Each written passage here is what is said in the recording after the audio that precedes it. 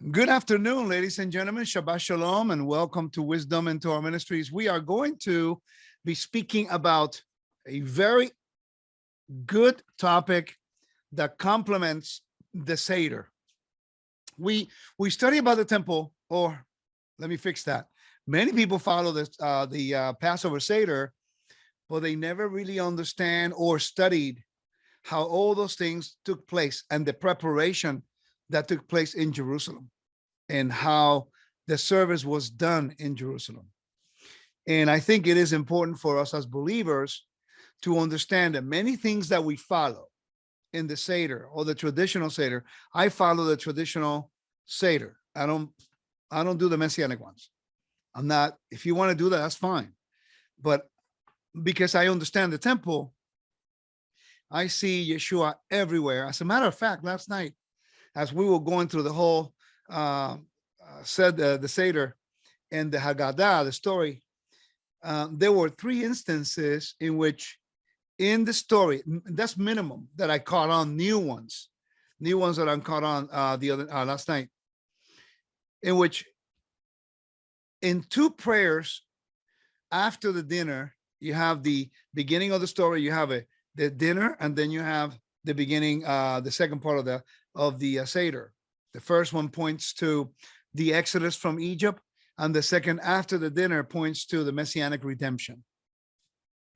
But there were a few instances and the prayers, the way they were formulated based on verses, that it was exactly the same language that either Peter was using in First Peter or Paul was using in his letters. He was using the same language of Passover in those letters, and Paul was doing the same thing too.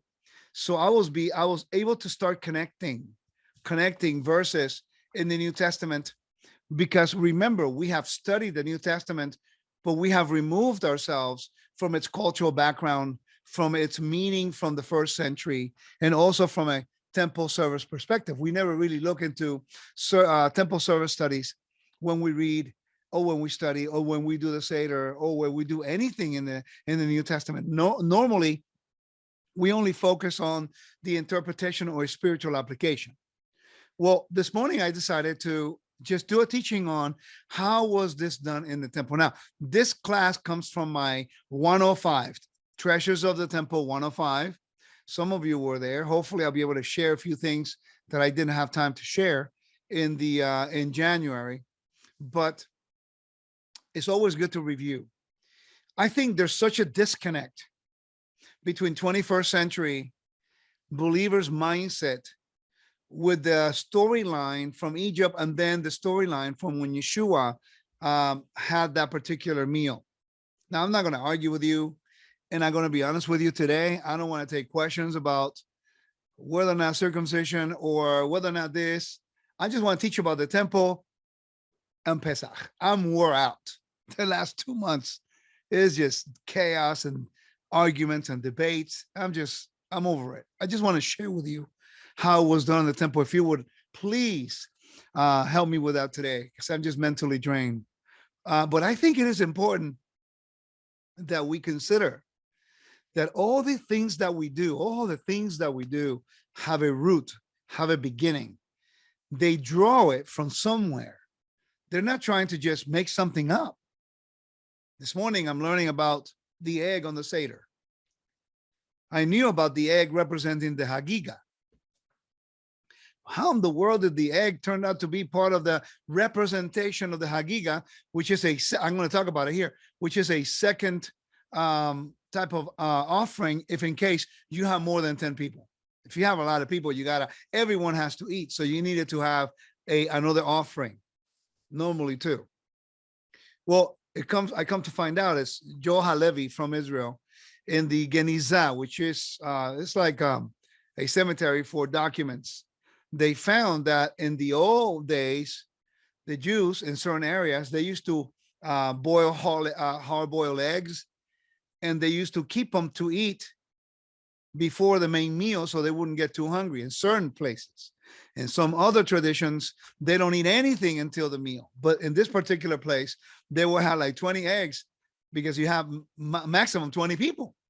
So you would give people and eggs so they can eat and hold them together. Just like nowadays, last night we had matzah soup before everything began so it can hold us, from getting really, really hungry until we get the meal. So what they did, they had eggs they were eating in order to do that, to keep them from getting hungrier. And then later on, they added that as a representation of the Hagiga because the temple was destroyed. Okay. So understand that everything has a root. It has nothing to do with Easter. I used to teach that. I was wrong. I admit it. I educated myself in these topics, and I stopped trying to call things wrong if I don't study it.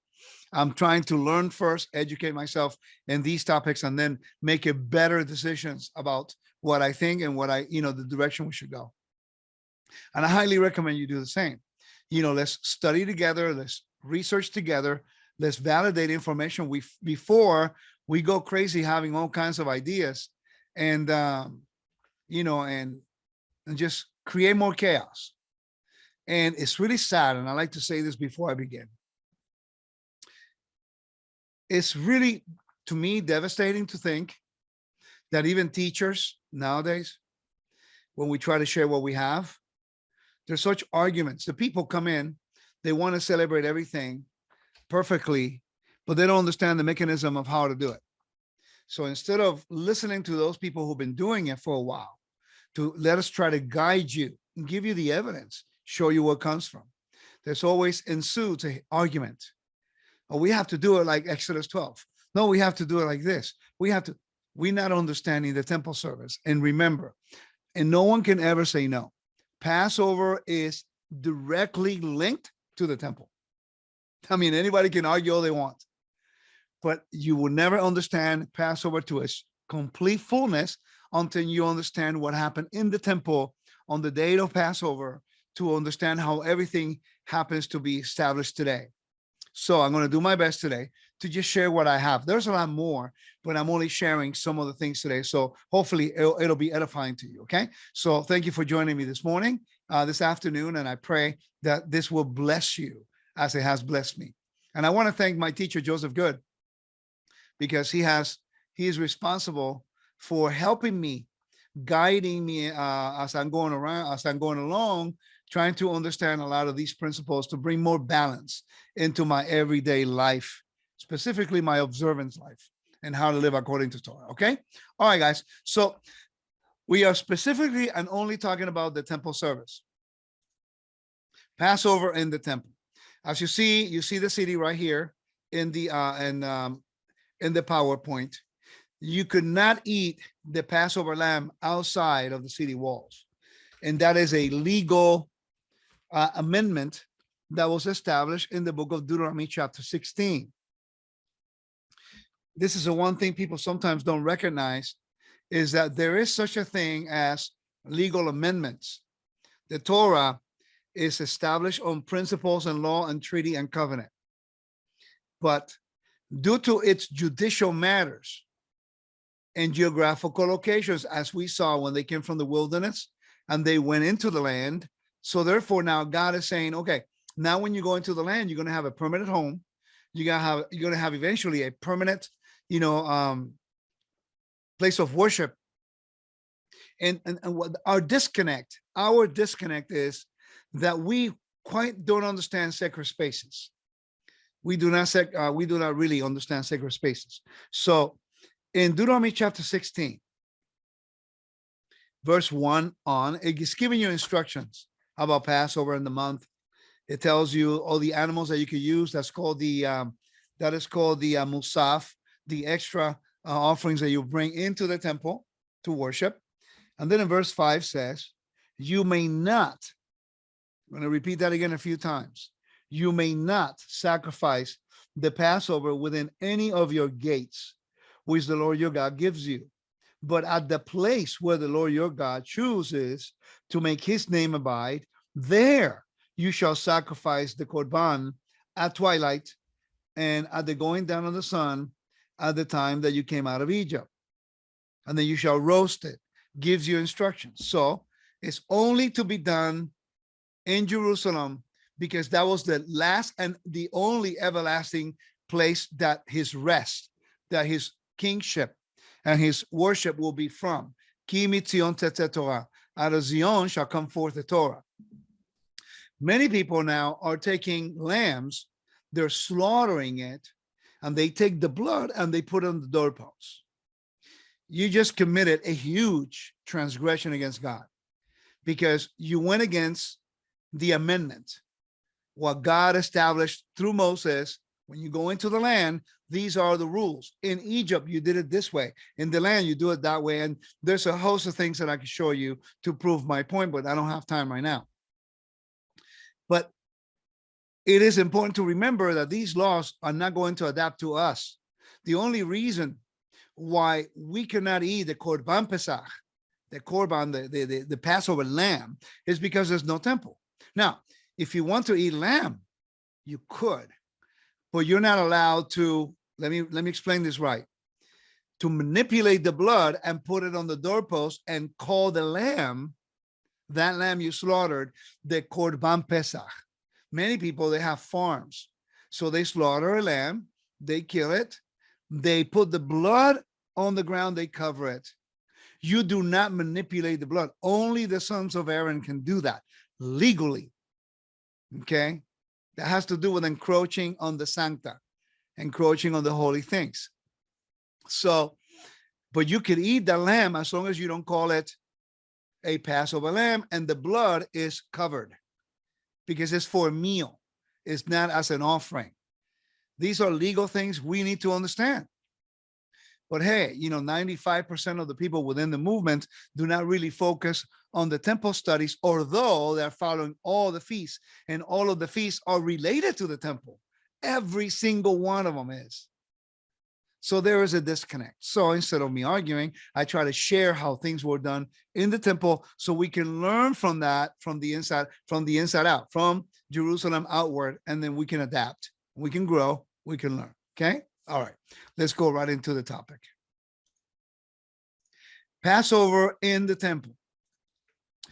Only within the city walls you can eat, because it's a holy meal. It's a sanctified, sacred space. And there were rules and regulations as to how you do it. Now, in the book of Numbers, chapter 28, verse 16 to 25, there are verses that specifically tells you the additional sacrifices that they will bring to the temple on the week of Passover, and specifically on that day. On the 14th day of the first month, there shall be a Passover offering to the Lord. And on the 15th day of the month is a festival. It's called Hagamatzot. It's what we are today. Last night we began Feast of Unleavened Bread. It's a 7-day feast. It's not just one day and forget about it. It's a 7-day feasting. Okay? And it says, and on the 15th day of this month is a festival. 7 days. 7 days shall unleavened bread be eaten. I don't know how people go above that. There's only people saying now that it's only on the night of Pesach, and that's it. But it says 7 days. On the first day, there shall be a holy convocation. It says, Mikre Chodesh. Okay? You shall work. You shall not work on your occupation, special Sabbath. You shall offer an offering by fire, burnt offering to the Lord, 2 young bulls, 1 ram, 7 male lambs. Okay, for a bull, it requires 24 priests. For a ram, it requires 9. I think 11. I can't remember. For a lamb, it's 9. Okay, to work it, so that they're without blemish. The grain offering shall be choice flour mixed with oil. 3/10 of an ephah shall you offer for a bull, and 2/10 for a ram. 1/10 shall you offer for each of the 7 lambs. So this is a covenantal meal. In other words, it's a holy convocation. It's a regular burnt offering with drink offerings. These are the special ones that were done other than the Passover lamb. Okay, these were done in the temple between 11:30 and 1:30. It's called the Musaf. These were extra festival offerings that were brought in during the high holidays. And you have the morning offering, the afternoon offering, and in between you have these. So on the day of Passover, on the 14th, please understand, that you're going to have the morning sacrifices. You're going to have thousands of people in Jerusalem. You got the morning sacrifices. You have the mid-morning, 11:30 to 1 to 12:30. And then you have to move up. Okay, move up if it happens on a Friday, like this year, happened on a Friday. You have from the 9th hour to the 11th hour to slaughter all these animals. And if a Passover is going to fall on a Friday night, like it did this year, then you got to move it up a little bit more to 1:30, so they would have more time to slaughter all the lambs. Now, historical accounts like Josephus in Antiquities of the Jews tells us that one year in the year 65, in the time, I think, forgot that guy's name, there were 256,500 lambs that they slaughtered that year. Now, I want you to multiply the minimum people that can have one lamb is 10 people. But I just want you a conservative number, 256,500 times 10. Multiply that times 10. How many people were in Jerusalem inside the city walls that year? Now, if you're keeping the Seder in Asia Minor and Corinth and any of those places, you do the Seder, you put the bone, but you will not have the lamb because it's only in the city of Jerusalem. You can still keep the Seder, but you will not be able to eat the lamb because it's only in the city of Jerusalem. Okay? This is how Paul was able to be outside of Jerusalem all those years and not transgress the commandment, because he was still doing the Seder, because it is a commandment to do the Seder, to do the Haggadah. The telling of the story, according to Exodus, is a commandment. It's not just eating the lamb. We cannot do that today because there's no temple. But it's also the telling of the story. It's a commandment to be kept. That's quite interesting, okay? Hopefully you're getting something out of it. I'm getting warmed up. I'm waking up. All right, so next. In John chapter 6, verse 2 and verse 4, I'm only going to read, verse 3 and 4. But you read this in the New Testament, and we just gloss over it, and we never really research it. I didn't for a long time until I began to really focus on temple studies. Listen to how it reads. So Yeshua went up on the mountain and sat down with his disciples. Now, the Passover, the feast of the Jews, was near. Now, let's not focus about saying, oh, wait a minute, that's his anti-Semitic translation, because the feast of the Jews is the feast of the Lord. We know that, but it's given us a very important time of the year. When it mentions Passover of the Jews, the feast of the Jews, it was near, it's telling you what time of the year it was. It's telling you now preparations are taking place. And it's letting you know that there's a lot going on for 2 months before Passover. You just didn't prepare for Passover 1 week. You were preparing for months. Why? Josephus tells us that in the time of Ezra, in the time of the Babylonians, in the time of the first century, you have to come to Jerusalem by caravan. Sometimes as low number as 10,000 or maybe more, because for protection. They all came together in a caravan to go to Jerusalem in order to celebrate the feast there. Okay, so now we're going to look into what was going on around Jerusalem, getting ready for the day, and how they did the offering of the lamb in the temple. If the temple will be standing, this what the procedure would be today. It cannot change. It's a blueprint, and the blueprint cannot change. The resource that I'll be using is Call for Ceremonies in the Beit HaMikdash by the Rambam. This is only the basic research that I use, but I validated it with 3 other type of resources too. Exodus 12, verse 14 says, this day shall be a date of remembrance for you. You shall celebrate it as a festival to the Lord. It's not even for us. It's to the Lord. Throughout your generations, you shall observe it as a perpetual chukat. It's a chukat. Now, please understand the word chukah is chok. It means a decree, something that a king establishes. This is not up for debate in the sense of God says, we do. And it says, and the Lord said to Moses and Aaron, this is the ordinance for the Passover. No foreigner shall eat of it. Now, guys, I'm going to get in hot water now. I know today people go around saying, well, there's no Lamb of God. There's not really lamb in the temple. We're not really eating the Passover because, well, there's no temple. So it's just a memorial commemoration. So we're to remember. Yeah, but the telling of the story is a commandment, and we can do that now. And this is what is called sacred space. It's for covenantal people. And it's an ordinance. It's a decree by the king who he wants at his table. We do not determine that. The king says, this is my decree. These are the people that I want at my table. If anyone outside wants to come in, circumcise them, then sit them at the table.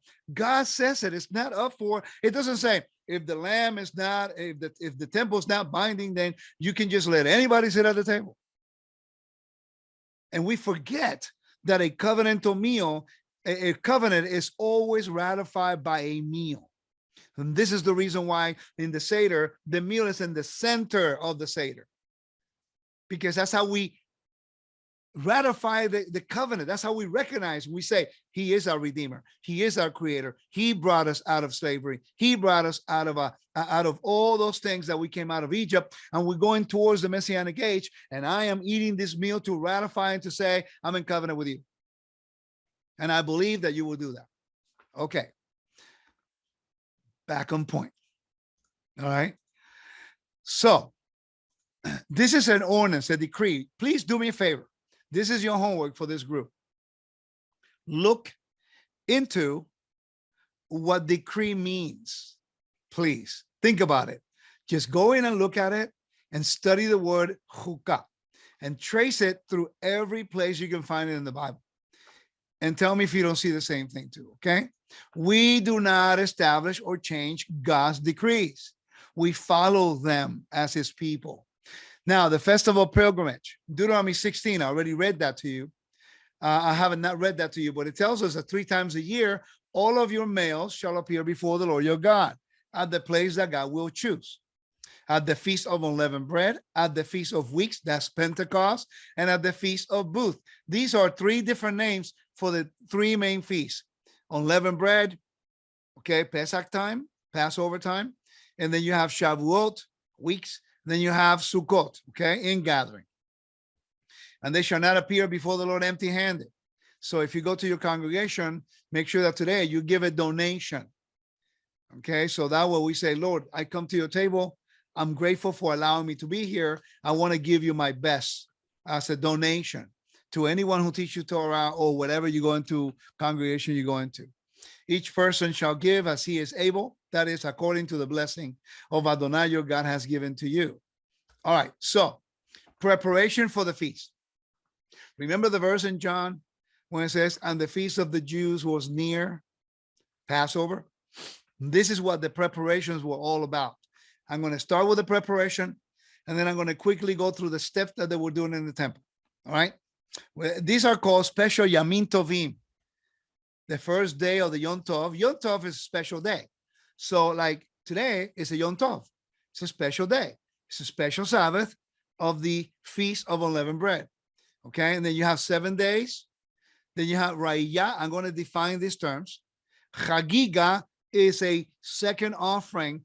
If you have too many people that will eat a lot, and you have more than 10 or 15, you got to make sure that everyone eats. So you got to have the second offering, that you would eat 2 animals then instead of 1. Shalmei Simcha. And we're going to explain that as I'm going. What are the special Yamintovim? Special days of rejoicing. Yamim Tovim. Passover, Shavuot, Sukkot are special Yamintovim, days of rejoicing. All men who are normal, healthy, and ritually pure were obligated. It's a chukat. Today, we cannot go to Jerusalem because there's no temple. But if we are in covenant with God, we should be celebrating these things. Okay? Obligated to appear in the courtyard of the Beit HaMikdash on the first day of Yom Tov. Even little boys will come as part of their upbringing. If they could walk with their father's help all the way up the hill from the city of Jerusalem to the Temple Mount, Har Chabayit, then they have to come up. And once they come up once, they got to come every year. So it's like, oh, Dad, I don't feel like. No, you went up once. You got to go up every year. It's not like you can pick and choose what you want to do. Okay. The first day of Yom Tov, the first day of rejoicing, no one would arrive at the temple empty-handed. All would bring animals for the Yom Tov, for the day of rejoicing, offerings, or at least money with which to buy the korbanot in Jerusalem, but to buy the offerings in Jerusalem. Likewise, they may also have the duty to do offerings for oath and vows that they have promised or donated. As a rule, these nedarim and nedavot ought to have been sacrificed on the first pilgrimage Yom Tov after the promise. And by the way, we have the evidence of this in Acts 20, verse 16, because Paul came from Ephesus, right? He made a promise. He shaved his head in Cenchrea, which is Corinth, and then he's coming to keep Passover in Jerusalem. I'm sorry, Pentecost in Jerusalem, because that's when you would announce the end of the vows and things like that. And Acts 21 specifically tells you that he got arrested after the 7 days when he was about to bring the end of the what do you call the vow, and then do a sacrifice. Everything is right in order according to temple protocol. Okay. All right. In Acts 18, let me read that verse. I didn't read it. So Paul had decided to sail past Ephesus so that he would not have spent time in Asia, for he was hurrying if it could be possible for him to be in Jerusalem on the day of Pentecost. So this happened like 28 years after Yeshua died and resurrected. So why is he going to Jerusalem to celebrate Pentecost? By the way, you got to celebrate Passover, or at least the Seder where he was, to keep Pentecost. And by the way, he understood the Torah, so he knew it was a law. He had to go up, if it was possible, within a radius. You see, this one thing. It's one thing that I've learned recently. There was a radius around the temple because of the dispersion. And this is what you need: a judicial body.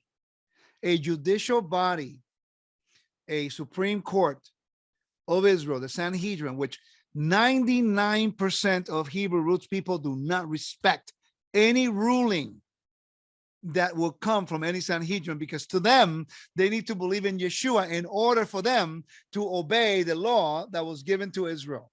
That is ludicrous. It's like me saying, I'm not going to listen to any Supreme Court justice of the United States who are bound to the Constitution of the United States just because they don't believe in Yeshua. It's two different things altogether. Would I like them to believe in Yeshua? Absolutely. But they're not there to believe in Yeshua in their role. They are there to execute judgment according to the Constitution and to bring forth the interpretation of the law according to the United States Constitution. So the judicial body in Israel, they're the ones who actually make rulings in regards to the commandments. They bear the guilt if they do something wrong that would affect the people. They're the ones who carry the responsibility. So the Sanhedrin Council, because of the dispersion, and they knew the 10 tribes were not able to come because they're in dispersion, and many Jews were abroad because they were taken through slavery, through all kinds of stuff. So they understood that it was difficult for them. So they set a radius around the temple. Anyone living within that radius, and I can't remember exactly how many kilometers, okay, but anyone within that radius must go up to Jerusalem because you live nearby. But if you did not live nearby, then you have shekel, you have synagogues, you do the Seder without the lamb. See, these are things that the judicial body was able to understand in order for the kingdom to still be together in their condition because of disobedience, clearly. But now we have to deal with that. God is so wise, because if we would have given the commandment only that you have to keep only the Passover lamb, let's just say that the commandment of the Haggadah is not there in the book of Exodus. Right? But only you have to do the Haggadah. The only way that you can keep Passover if you eat the Passover lamb. Okay? But God says, no. It's also a commandment to tell the story alongside the lamb. Well, today we don't have the lamb, but we still can tell the story. How many people will never be able to recognize and commemorate God's redemption from out of Egypt if he did not establish the commandments that way? It's not one or the other. They work in conjunction. God knows all things. So therefore, when Israel was dispersed among the nations, although we cannot eat of the lamb, but many of the things are still binding because we still are commanded to tell the story of the Haggadah, of our redemption. He is wise to make it in such a way that we can still do it, although we don't have all of the elements possible. What have we done? We don't study the temple. So we take God's holy things, and now we expect God to adapt to our worldview and our understanding. And we just let anybody come to our table and just sit there. And then this Sunday, tomorrow, they're going to be celebrating Easter. Something to think about. We want to evangelize everybody with Jesus using Hebraic stuff. And then we compromise the sacred space of God. And then tomorrow, many of the people that last night partook on the Passover Seder, because they're just evangelizing, we're just going to I want to show you about Jesus. And then tomorrow they're going to be celebrating Easter the way the church celebrates it. The sunrise service, after partaking of a meal that is a covenantal in nature.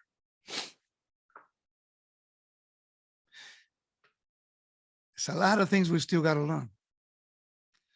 No wonder we're still in the dispersion, because we just don't get it. But I pray that Father would allow us to continue to learn and grow and give us a voice, because the first people to compromise these are all the Jews. All the Jews right now, they're the first ones to do it. Let me continue here. I got to stay on point. All right. So in Acts chapter 18, verse 18, so Paul, after remaining many days longer, said farewell to the brothers and sailed away to Syria, and with him Priscilla and Aquila. And he shaved his head, Asencria, because he had taken a vow. Now, these pilgrimages were an exceptionally busy time in the temple, Beit HaMikdash, and all the priestly courses. There were 24 priestly courses, Mishmarot. So they all have to work together. They all came down for Passover week. They all came down for Shavuot week. They all came down for Sukkot week. 24, thousands of them. All the Levites, thousands of them. So the temple was also a place of, accommodation. They have to give them the beds, and they have to, anyway, this is a whole logistics that took place in the temple is incredible. It's like bringing the Super Bowl to your city. Just think like that about the temple in Jerusalem. All right. However, the regular mishmar, the regular division, attended to the service of the promises and donated offerings, which are vows and oath, nedarim, nedavot, even during the pilgrimage. So there was a particular priestly family that took care of all the offerings, dealing with all the vows and all the donations and things like that. Okay, they had okay, so how many years do you have to prepare for the Olympics? Think about that. A country bids for the Olympics. Once they bid, now they got to get ready. And then what are they going to do after that? They got it built, infrastructure. They have to get people to work.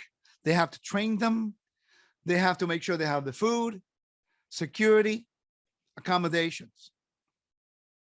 Now just do that every so often. That scale in Jerusalem, 50 days after Passover. And then a month and a half, 2 months after Shavuot. Now just think about that. The order and the logistics that we hardly ever think about. We just read it. Oh, okay, great, perfect. Well, who tells the priest what time to be there? There are 24 priestly courses. We're talking about minimum, probably 10,000 of them. I'm guessing now. That's a lot of people. Where do they sleep? How about their families? Because some of the donations are high level of holiness. They have to partake of the meal. They're there for a week. They got to eat. So they got a place to sleep. So basically, there were parts of the temple that were designated as hotels for them, because this temple structure was huge. So this are things that we need to consider when we look into this stuff. Accommodations, meals, what to do with the kids, babysitting, all these things they had to deal with back then, okay? All right, let's continue. All right, so now they have the 24 priestly courses, and I'm showing you a picture of the royal stoa. And the royal stoa you can see on my app of the temple, and there you see that's the place where they used to buy the animals for the offerings. There were 3 special offerings during the pilgrimage and Passover, and all the pilgrimages, but here in this particular one, you have the Olah Riyah. This one is the pilgrimage burnt offering. You bring a burnt offering, a free will offering, thanking God for allowing you to show up and not get killed along the way. This is Olah Riyah. Then you have the Korban Chagiga. It's a private festival offering. That's the offering that you bring to the temple. You get the lamb, you present it, they examine it, and then after that, a priest must slaughter it and manipulate the blood. Okay? And that's a Korban Hagiga. It's a private festive offering. It's the only offering in all the temple service that you eat at night. Okay? Then you have the Shalmei Simcha. It's a private festival peace offering. So you bring, it's a high level holiness, by the way. It's a peace offering. It's what it's called shalom. It's a peace offering. They only sacrifice certain places in the temple. Now the 7 days and Riyah. Remember, Riyah is the 7 days of preparation of you bringing a free will offering as gratitude. 7 days. All these 3 offerings should have been presented at the first opportunity on the first day of the day of rejoicing. Those who had neglected to bring them immediately could still pay the debt throughout Pesach or Sukkot, or for 6 days after Shavuot, but never on Shabbat. In other words, this is not something you just disregarded. You're going to go show up to see the king. He invited you for the feast. He wants to fellowship with you, and you're not going to bring a tribute to your king. You're just going to show up as, I'm here. I'm just going to eat. I'm just going to join one of the groups and have Passover. I'm not grateful. I'm just here. I'm part of your people. Thank you. Give me food. Well, it's not a welfare program. You came in, you say, thank you, Lord. I'm your servant. You invited me to a special meal. Now let me give you my tribute to you. These are tribute. And by the way, the food also turned out to be not a meal for God, because he doesn't eat. It was the source of sustenance for the Levites and the priests. Many of the meat that was not completely burned on the altar, they were given to the priests and their family so they can eat. It's a way of reciprocal relationship. You bring your offering to God as saying thank you, and then God says, thank you for giving me a tribute. Now I'm going to give that to my holy people, the priests and the Levites, so they can continue to do the work. Okay. All right. Hopefully this is making sense to you guys here. Do me a favor. Can you put in the chat if you guys are following me pretty good? Yes or no? I just want to make sure that you're with me. The information I think is important that we cover. So I just want to make sure you're with me. Okay. Okay, cool. Raya Olah is a burnt offering that was brought on the occasion of appearing in the Azara. The Azara is a priestly courtyard. As the name Raya means to be seen. In other words, you bring the offering in order for God to see you. You have an audience. Listen to this. Okay, check this out. The king sets dates. He wants to fellowship with you. The king gives you an invitation. He tells you what to look for. See the sliver of the moon or the sighting or whatever. I don't care, whatever you follow. I don't care anymore. Okay, but in the temple, it was specific. And then you say, okay, guys, we got to go to Jerusalem. And then you bring your best.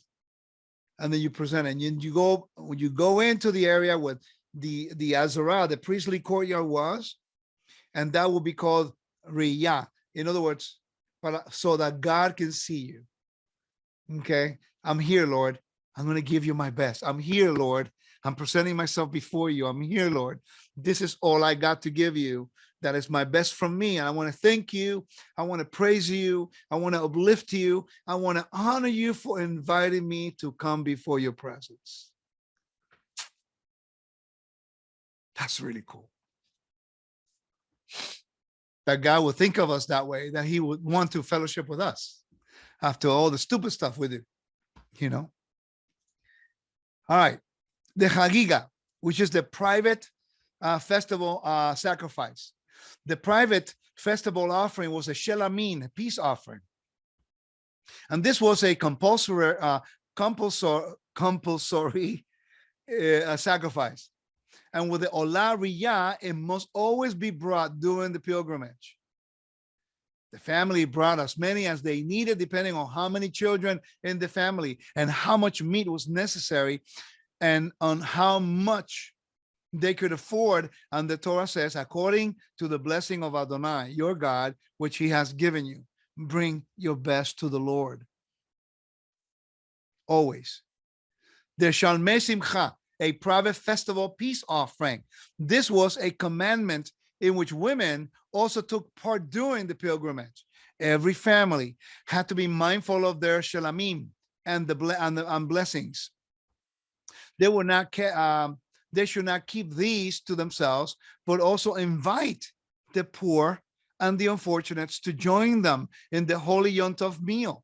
You see, although the person was unfortunate and was not, he's poor. Oh, wow. Guys, listen to what God does. He has a kingdom. He says, bring me your best.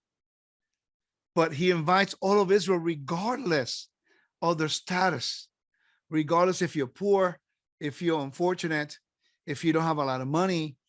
What happened if you, can you imagine if you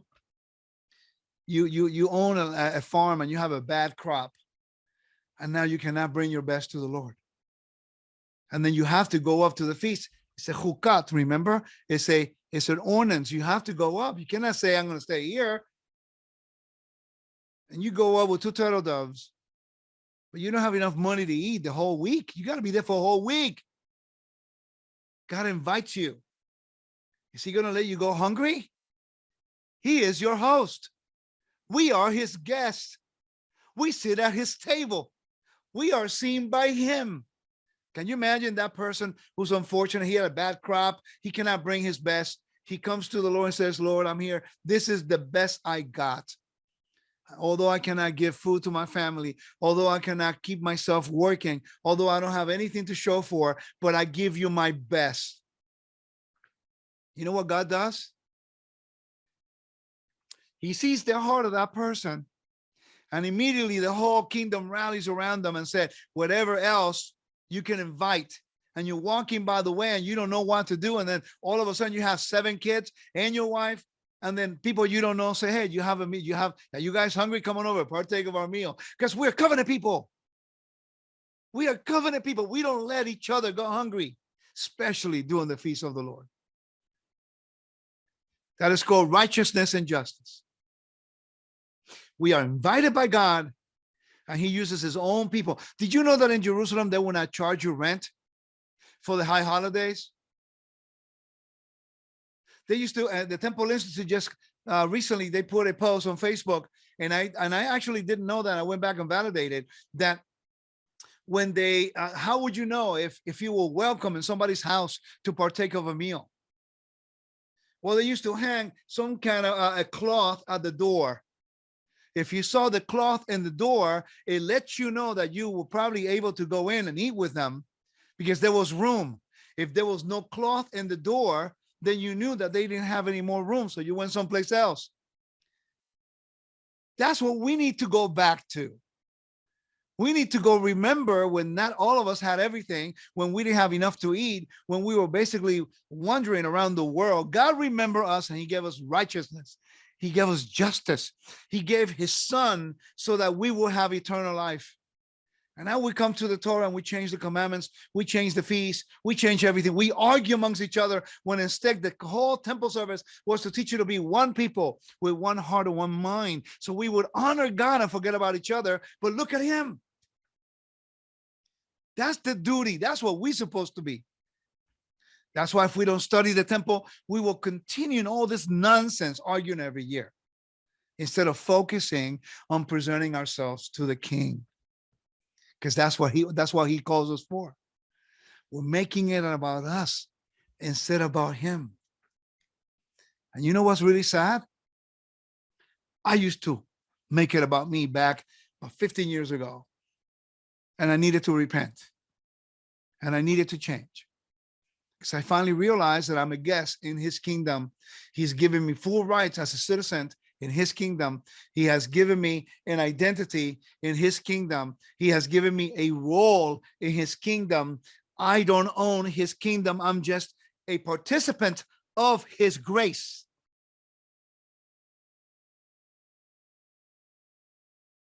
And we all have forgotten our first love. So you help people. Oops, I went backwards. What happened here? I'm going backwards. I apologize. Okay, so you help the people. Now we go Korban Pesach in the temple. Now these are the preparations. Now remember, before all this happened, that's when you got to the temple. A month prior, they're fixing the roads. They are setting up all the kosher ovens all over the city. Now, you see the map right here? They have kosher ovens all over the city that the priests and the Levites built just for Passover lambs to be roasted. I was only telling you about what happens in a few days when you got to Jerusalem. I'm not telling you the preparations a month or 2 months before that. Prepare the way, the ancient path. That's a language to go up for the feast. Okay. All right. So these are the steps. We are now on the day of Passover. I'm talking about the 14th in the temple, not the night of the 15th, where they're eating the meal. We're talking about the preparation, how they presented the lamb in the temple. Okay. First, you needed to be set up in groups. You just didn't show up to Jerusalem because you were not allowed to do the Passover lamb individually. You required a minimum of 10 people. And it's based on a verse in the book of Exodus, according to your numbers. According to your numbers, you shall do. That's why you're not allowed in the temple times to do Passover Seder by yourselves or with maybe 2 people. It was always in a group. It's supposed to be a covenantal fellowship meal with the community. It's not with the individual. Then, after the Tamid, it had to be taking place at a certain time. Okay, we're going to continue our trying to get you to see how it was done, how the Passover slaughtering and the preparation for the evening of the 15th, before when they will eat the lamb, how it was done in the temple. We not really taught you today about the months of preparation. We showed you about a few things about when you got to Jerusalem, what you have to bring, but then you have to bring the lamb. And there are some procedures, there are some laws, there are things that needed to be done the right way in order for that lamb that you brought to be acceptable for an offering, and then you were able to eat it. And that's what we're going to be talking about today, okay? All right. The first thing is, when you came to Jerusalem, you signed up to a group. You just didn't, if you have family, then you stay with that group, but you have to sign up. There were the logistics of having that many people, making sure that everyone had a place to eat. Okay. So the groups, one of the busiest ceremonies in the temple took place every year on the afternoon of the 14th, Nissan 14th. Men, women, children, native Jews, and Gerim took part in the celebration. The Passover, Gerim are strangers who are within your gates. Okay. The only way they can eat of the Passover if they were circumcised, according to Exodus chapter 12. It says a Passover offering could be eaten only by those who had joined a Havurah. A Havurah is a group, Passover groups. If you didn't find a group, you're out of luck. Okay, you have to, and by the way, it is important that you understand why these groups, you have to sign up. because if you were there and you refused to find a group and you didn't want to partake of anybody, if you're an individual, you don't want to be part of a group, if you don't have the Passover, you are karetz, you are cut off. There are penalties for not eating the Passover lamb. Okay, if you were in Jerusalem, okay, unless you were ritually unclean, corpse impurity, then you waited into the next month, on the 14th of the next month. Okay, so there are rules, and this is very important that we learn, because in the millennial reign, Ezekiel 46 tells us we will have Passover. These things will be enacted again. Okay, so it's important that we learn them. Okay, so it says, usually there were more than 10 people in every group, because the Korban Pesach could not be too large, because it was a young male lamb or goats less than a year old. Now, what is a year-old lamb? This is something that I learned from my teacher. If the lamb is born after 8 days, it's considered a year-old lamb, because it's taking into account that the gestation period in the womb of the mother. So 8-day-old, that's not a lot of meat. Okay, just keep that in mind. So it says, so many of the offered and accompanying Korban Chagiga, which is a Korban Shalamim, a peace offering, along with the Passover lamb, if in case you have 20 people in your group and people like to eat, and every single one of them had to eat. One year, when it was very crowded, the high priest counted 1,200,000 Passover lambs, 1,200,000 Passover lambs that had all been sacrificed that day. 1,200,000 lambs, multiply that times minimum number of 10. What do you have? That's a lot of people in Jerusalem. Okay. And you can slaughter all those animals within a 3-hour period. I don't know. Okay. So Jewish Wars of Josephus says this in Jewish Wars, book 1 through 7, says, if by any means possible to take a census of the population accordingly on the occasion of the feast called Passover, at which they sacrifice from the 9th, listen to this, from the 9th to the 11th hour, and a little fraternity, as it were, gathers around each sacrifice of no fewer than 10 persons, feasting alone not being permitted. You see, Josephus tells us, while the companies often include as many as 20, the victims were counted and amounted to 255,600. That's another year. The previous was 1 year, and then on another year they counted 256,000, allowing the average of 10 diners to each victim, each animal, a lamb. We obtain a total of 2,700,000, all pure and holy. Okay, it should be 2,556,000. That's a lot of people inside city walls, eating that night, saying the same thing, praying the same thing, singing the same thing, eating the same thing, all as one people. After the Tamid, what is the Tamid? Actually, let me go back real quick. Let me go through all the steps here real quick. Groups, we already covered that. After the Tamid is 3 o'clock. You have the morning and you have the afternoon, but you could only slaughter the lamb after the afternoon lamb. Not 3 o'clock. Yeshua, he died at 3. You could only slaughter the animal after 3 o'clock in the afternoon. The Passover lamb between 3 and before sundown. The commandment is not to slaughter it after sundown because of underworld deities and the underworld worship. So it needs to be done within a window of time. So now imagine they have to do the morning offerings, the Musaf, the mid-afternoon offerings, middle noon offerings, right? And then the Tamid, the afternoon offering. And after that, man, now you got to go. You got a lot of people waiting for you.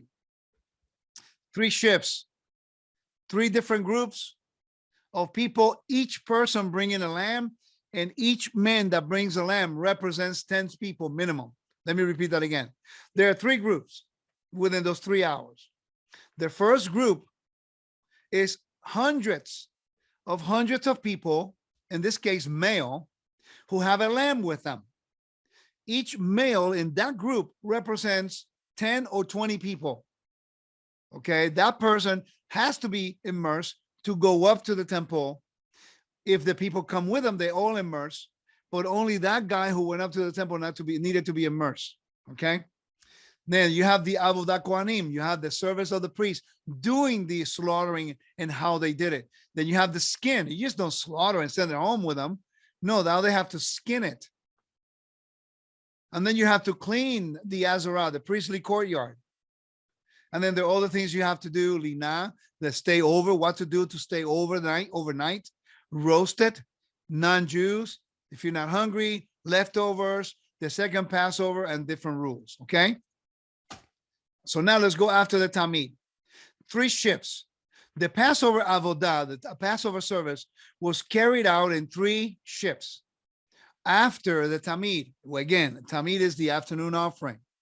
The first shift was the most crowded, and everyone brought also a knife for the slaughtering. The great gates were closed once the courtyard was full and the service would begin. The great gate is the Nicanor gate. Okay. The Levites will sing Hallel, the Hallel Psalms, Psalm 113 through 118, while the service is taking place. And the Levites will sound the silver trumpets. I'm sorry, not the Levites, is the priests. The priests will sound the silver trumpets after the Hallel, and they will do a Tekiah, Teruah, and Tekiah. Today, we cannot do that because there's no temple. Okay, remember, each shift, each person in each shift represents a group of minimum 10 people. Okay, all right. Service of the priest, the Avodah Kohanim. The blood of the lamb was collected in special bowls, which were made of gold or silver in a V-shaped base, so they would not let the blood coagulate. To make sure that the bowls were not put down. On Erev Pesach, the eve of Pesach, the priests stood in lines which reached the altar to the slaughtering area and passed these bowls of blood from one priest to another in a V-shaped bowl until it reached the altar. The priest nearest to the altar gently poured the blood above the base between the northeast. Let me look at the screen here. If you look to the left of the screen, it says south, and this area says west. Northeast is right here. Follow the cursor. Okay. Northwest is right over here. And then southwest is right over here. So you know how many they will have to slaughter a lamb every 8 seconds. That's crazy. And get the blood out, and no, it's too much. There has to be other things happening over here. So once they did the service, so I want you to see the lines. These are all priests. These are not Israelites. They cannot be in this area, only the priests. So they will get the lines, everyone slaughter the lamb, and then they start passing the bowls. And the way they would do it is like a relay. Okay, so you have one priest right here, you want the other one here, they have a whole line. When this priest come out, they start passing the blood. He's pours it or whatever they do on the altar, then he removes and the next guy comes over, and it's constant line. The logistics have to be incredibly amazing how they did this within a 3-hour period from the 9th hour to the 11th hour, 9, 10, 11. I mean, that's nuts. It's constant. Okay, the work they have to do. Then they have to skin the animal. It's not just presenting the blood, not just slaughtering it. The person didn't take the meat. No, you got to go to the butcher now. It's got to be prepared. Okay. How many of us never really think about that stuff? Okay. All right. So skin, you do that on the north part of the altar. And there's also, my teacher, Joseph Good, has also discovered that there's 2 other slaughtering areas, one in the north, one in the south. For the lesser holiness, You can skin it in different places, but we're going to come up with that more information later. It says the offering had to be skinned, their innards removed, and the sacrificial portion were often offered up on the altar. To remove the skin, the sacrifices were usually hang on iron hooks fixed onto the nearby post and the walls of the Azarah. During Passover, due to large crowds, the priest hung the lamb on smooth wooden poles placed on the shoulders of the pilgrims. All the entrails were put on the altar. Okay. Now, after they do that, they have to cleanse the altar and cleanse the area. All that area you see in the screen, the large amount of blood that took place on that day. Okay. After the third shift, doing the slaughter. And by the way, if the first shift was finished, they cannot just go to their place. They have to wait in the court of the women on somewhere near until all the shift were ready and they were done. Let me repeat that again. So if you're part of the first shift and now you're done, the service is done, your lamb is ready, you cannot just go to your house and put it in the oven. You have to wait until the other two shifts are over and then you all go together. Okay, because you got to remember, you have to put the lamb on the ovens, roasting them when the sun goes down. Okay, you got to be slaughtered before sundown, but put on the roasting afterwards. Okay, I hope this is edifying to you. I don't know how many of you this is the first time you actually have heard it being taking place in a temple like this.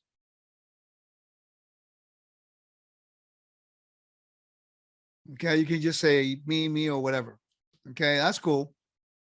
And that's important, by the way, because when we understand the temple understanding of how they did it, the feast in the temple, then when you see the table on Passover and the Haggadah, then you understand why they took a lot of the elements from the temple and they applied it to the table. Okay, so what appears to us to be rabbinical, in fact, is Levitical. Let me repeat that again. What appears to us to be rabbinical is, in fact, Levitical. It comes from the temple. So therefore, it has a higher level of legality behind it. Okay. All right. So let's continue here real quick. I'm almost done.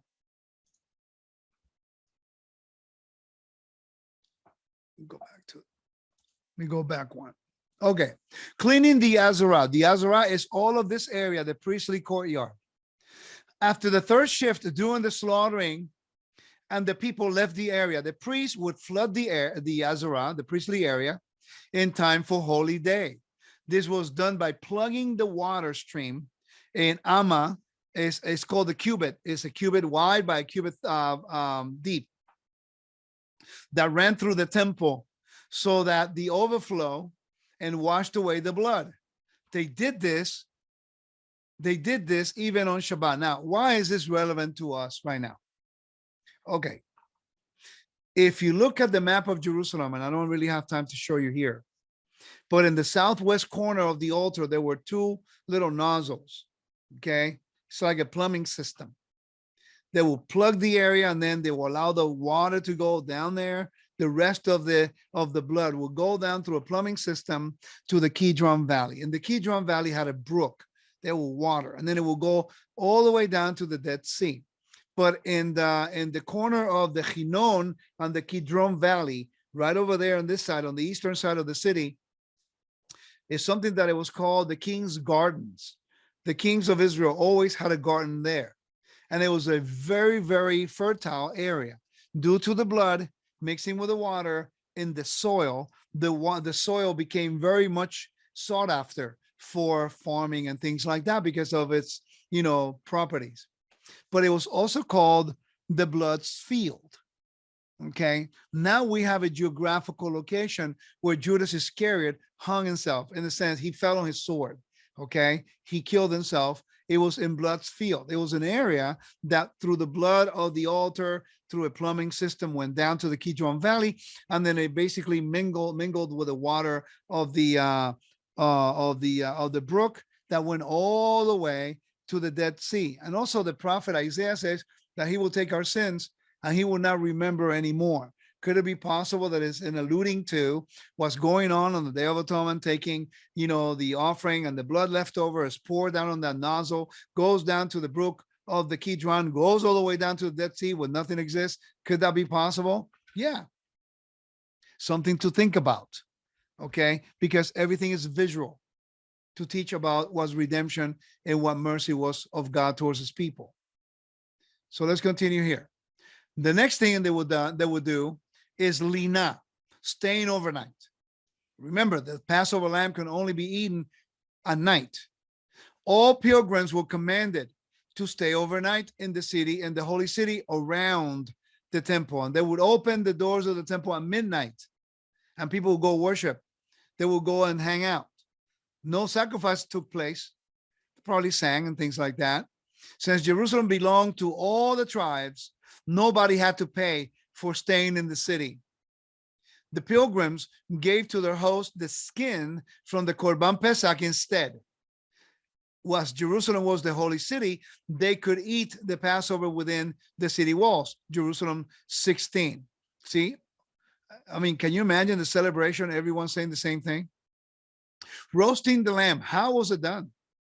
It was forbidden by the Torah to eat the Korban Pesach that have been boiled in either water, fruit juices, or any other liquids.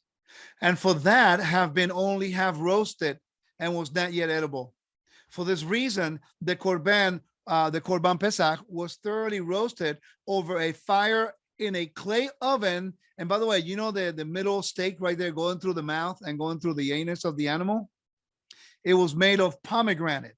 A wood of pomegranate was used for that, okay? The lamb was roasted head downward in a wooden spit, ideally form a pomegranate tree, which contained no sap. Gave it a flavor too. So they used to roast it like this in some of the ovens, hundreds of them around the city of Jerusalem. So this is how the temple service was done in Jerusalem the day before they would eat Passover.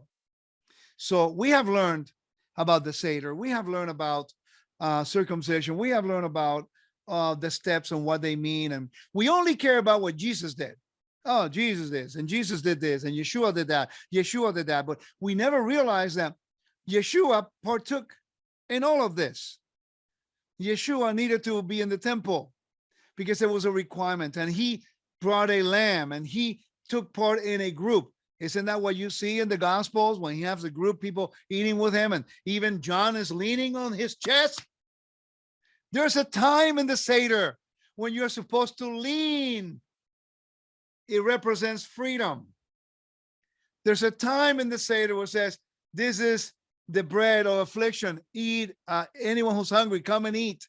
Isn't that something Yeshua said at one point? There's a time in the Seder when it says, from Psalm 1, from the Hallel Psalms, the chief cornerstone, the one that was rejected has become the chief cornerstone. That's part of the Seder. It's the Hallel Psalms. In 1 Peter chapter 2 uses exactly the same language. We can learn a lot about the New Testament context if we only go back to the temple service. Now you understand why I'm so in love with the temple and trying to learn everything about the temple, because now when I sit, last night we had 20 people. We had 20 people, the maximum amount we can have. Okay, now people do Seders with a lot of people. Fine, that's not a problem. But I try to keep it within the minimum 10 or maximum 20. Okay, I could have more. Okay, but in the time of Jerusalem, they would only have 20 max or minimum 10. Okay, so I follow that custom. Okay, that particular custom I like to follow in my house. And I do it in my house because I don't want to deal with all the craziness going around. I know people arguing. I could do my Seder with people who really want to do it the right way. And we stayed up until we were up until 1:30 last night, but we finished it up around close to 11. We took our time. Everyone read of the Seder. We started making connections with Yeshua. And we are reading an Orthodox one. And we saw Messiah everywhere. We even saw things that Paul said in his writings that are actually written in the Seder. We understood why the meal is in the middle of the Seder. It's a covenantal meal. So much can come out if we go back to the blueprint, if we go back to his temple, if we go back to the way he does things. So now we can get more clarity in how it's done today. Amen. Okay, so this is only a short introduction in how it was done in the temple. Okay, this is one of 6 teachings that I did in January. I think some of you that are here were there in January for my temple course with my teacher, Joseph Good. And we do it every year in Orlando.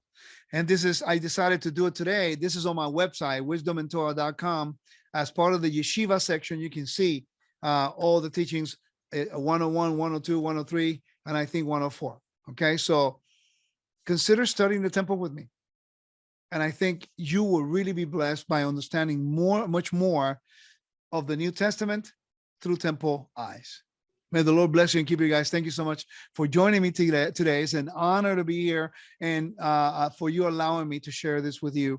And don't believe what I say. Go back and validate everything. I'm constantly looking for more information to learn, to adapt, to improve, to submit, to obey, so I could be the best servant that I could be. Shalom to all of you.